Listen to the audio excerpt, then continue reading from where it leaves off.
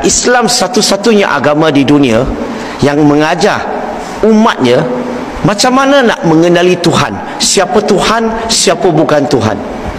Dan percaya kata saya, kamu tak akan jumpa agama di dunia yang akan ajar begitu. Islam satu-satunya agama yang ajar umatnya, sebelum kamu sembah Tuhan, sebelum kamu buat baik, kamu kena kenal Tuhan dulu.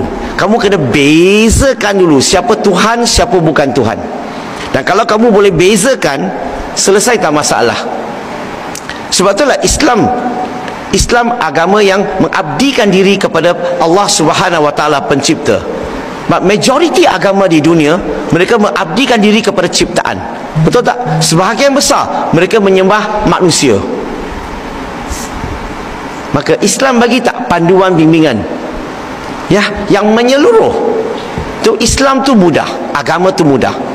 Tapi kalau tanya saya, Islam mudah tak bagi saya? Itu lain cerita. Saya bukan agama Islam, saya penganut Islam saja.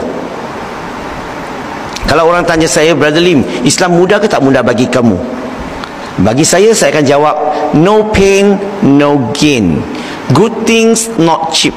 Cheap things not always good. Faham tak apa maksud no pain, no gain? Maksud dia mudah tu tak payah buat apa-apa ke mudah, ataupun mudah untuk nak mencapai kejayaan di dunia dan di akhirat? Mana satu? Semua agama mereka nak berjaya di dunia dan di akhirat. Betul? Kalau tanya saya, no pain, no gain. Apa maksud no pain, no gain? Dalam Islam, kalau kita nak berjaya, apa harus kita buat? Solat 5 waktu. Solat 5 waktu tu tak boleh yoyo tau. Tahu yoyo tak orang sini? Yoyo. Kalau mood baik 5 waktu, mood tak ada baik 1 waktu, mood sedang baik 3 waktu. Kalau kita nak berjaya, solat 5 waktu kena jaga betul-betul. Setuju?